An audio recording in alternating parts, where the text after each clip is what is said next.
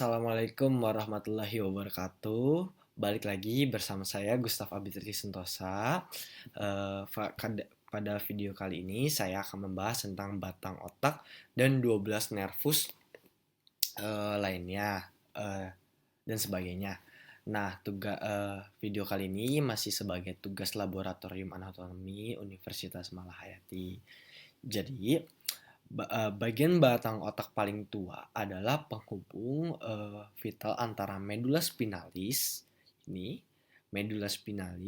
dan bagian otak yang lebih tinggi terbagi menjadi otak tengah. Di sini ya otak tengah yang kita sudah bahas pada pertemuan 1 dan 2, pertemuan 2 dan 3. Terus ada pons dan medula oblongata, ini medula oblongata. Nah, fungsi batang otak itu banyak sekali ya. Salah satu ada saya sebutkan beberapa. Yang pertama yaitu sebagai pernafasan. Yang kedua itu mengendalikan sistem kardiovaskular. Yang ketiga itu sebagai fungsi gastrointestinal. Yang keempat yaitu sebagai gerakan tubuh yang stereotip. Yang kelima keseimbangan. Yang keenam adalah gerakan mata. Oke. Sistem saraf dibentuk oleh jaringan saraf yang terdiri atas beberapa macam sel. Komponen utama sistem saraf adalah neuron. Neuron atau sel saraf bertanggung jawab atas reaksi, transmisi, dan proses pengenalan merangsang aktivitas sel-sel tertentu dan melepas neurotransmitter. Sistem saraf pusat contohnya ada otak, medula spinalis merupakan organ kompleks jaringan saraf, pembuluh darah, jaringan ikat pelindung, dan pendukung fungsi mengintegrasi proses mengkoordinasi data sensorik dengan pemerintah motorik sistem saraf pusat. Nah, ini adalah bagian fossa rhomboidea, yaitu dilihat dari sisi posteriornya, tampilan lantai ventriculus quartus setelah pendulum cerebellum diseksi atau dipotong. Fossa rhomboidea menjadi lantai bagi ventriculus rhomboidea ventriculus quartus, pedunculus cerebralis, pons, dan modulo oblongata menjadi batas-batas fossa rhomboidea. Anda dapat melihat sulcus medianus, solicus facialis, serabut nervus facialis atau nervus ke-7. Oke, kita lanjut ya. Ntar kita membahas nervus-nervusnya. Nah, ini adalah thalamus, ini adalah nervus trochlearis, ini ada velum medullare superius, ada fossa rhomboidea, terus ada brachydactyly colliculi superior, brachydactyly colliculi inferior. Ini dilihat dari sisi posterior superior. Mencephalon mulai dari diencephalon hingga pedunculus cerebralis, velum medullare superius, dan fossa rhomboideae lamina tecti merupakan gambaran khas sisi dorsal truncus encephalii ini.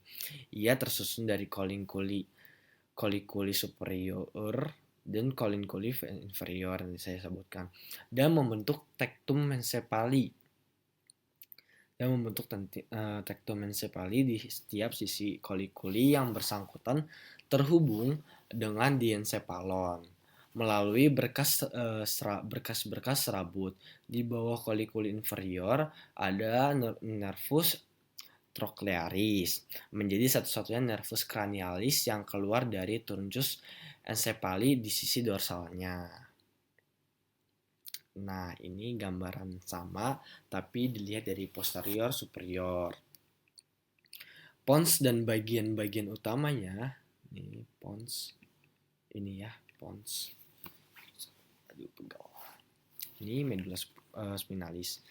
Pons dan bagian-bagian utama cerebellum telah diangkat. Jadi udah nggak ada di sini lagi, maaf.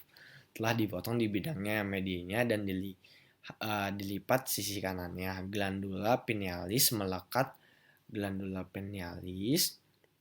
melekat ke colliculi superiorsnya, jadi melekat ke sini.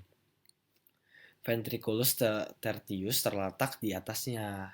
Nah, di atas glandula pinealis dan colliculus superior terletak adanya ventriculus tertius. Truncus encephali mengandung pusat-pusat yang penting yang mengatur fungsi-fungsi penting guna mempertahankan kehidupan, termasuk sirkulasi pernafasan dan kesadaran.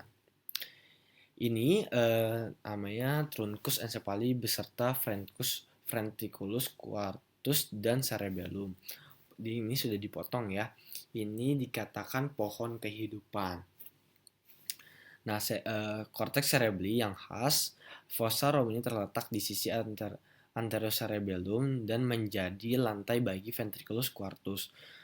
Truncus encephali beserta mencephalons, pons ya, medulla oblongata, ini medulla oblongata terletak di sisi anterior ventriculus quartus.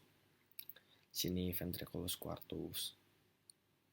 Berjalan arteri basilaris. Ini arteri basilaris. Ventriculus quartus dan dipotong median velum medullaris spurious menjadi dinding rostal bagi ventriculus quartus dan ia terentang mulai dari cerebellum hingga lamina tecti. Nah, ini ada kita sekarang ini cerebellum ya, cerebellum. Untuk pertemuan selanjutnya saya akan lanjut ke bagian nervus ya. Bagian nervus. Ini bukan, ini cerebellum. Cerebellum itu otak kecil, nanti kita ini bukan, sebentar ya, mohon maaf ya. Oh, ganti sepertinya. Sudah saya ketik saja. Nah,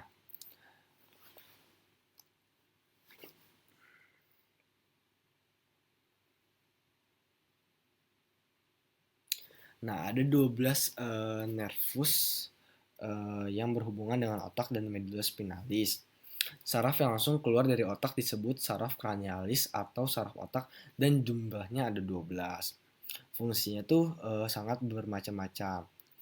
Untuk nervus olfactorius atau nervus 1 berfungsi untuk penciuman atau pembauan. Nah, kita mencium itu adalah fungsi dari nervus olfactorius. Yang kedua ada nervus opticus, yaitu berfungsi untuk penglihatan. Kita melihat ini fungsi dari nervus kedua.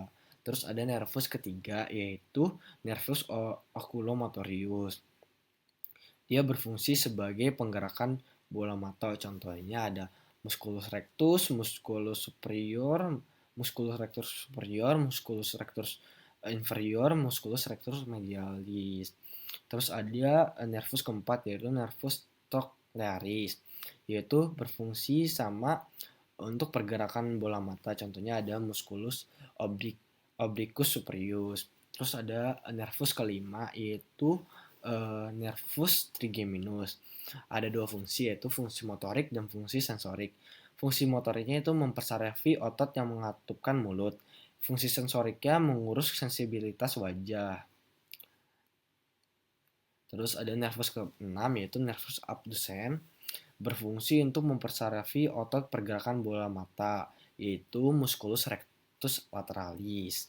Terus ada nervus ke-7, yaitu nervus facialis, yaitu sama kayak trigeminus, dia memiliki fungsi motorik dan fungsi sensorik. Untuk fungsi motoriknya, dia itu mengurus otot-otot wajah, mempersarafi glandula lacrimalis.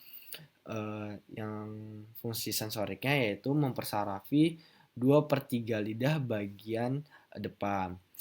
Selanjutnya nervus ke-8 yaitu nervus statoacousticus, memiliki dua komponen yaitu cochlearis untuk pendengaran dan vestibularis untuk keseimbangan. Jadi keseimbangan kita dibantu oleh nervus statoacousticus. Terus ada nervus ke-9 yaitu nervus glossopharyngeus. Yaitu berfungsi sebagai merangsang sekresi kelenjar ludah dan kelenjar parotis. Kelenjar ludah kita disekresi oleh nervus glossopharyngeus. Terus ada nervus ke-10 atau nervus vagus, itu berfungsi sebagai mengurus perasaan persarafan bagian bawah faring komponen mempersarafi sebagian organ-organ penting, misalkan viskera, paru-paru, jantung, ginjal, hepar, dan lain sebagainya. Terus ada nervus ke-11, itu nervus accessorius, yaitu berfungsi sebagai pergerakan kepala untuk menoleh ke kanan dan ke kiri. Ke kiri dan ke kanan. Terus ada nervus ke-12 yaitu nervus hypoglossus. Nah, ini tuh berfungsi sebagai untuk membuka mulut. Nah, ini kita ngomong ini, dia adalah fungsi dari nervus hypoglossus. Oke, baik. Sekian dari pertemuan keempat. Mohon maaf bila ada salah-salah kata, salah-salah pembacaan kata. Saya juga masih belajar. Mohon jangan lupa di like ya teman-teman untuk mencapai target. Kalau mencapai target, dapat giveaway dari saya. Oke, saya akhiri. Assalamualaikum warahmatullahi wabarakatuh.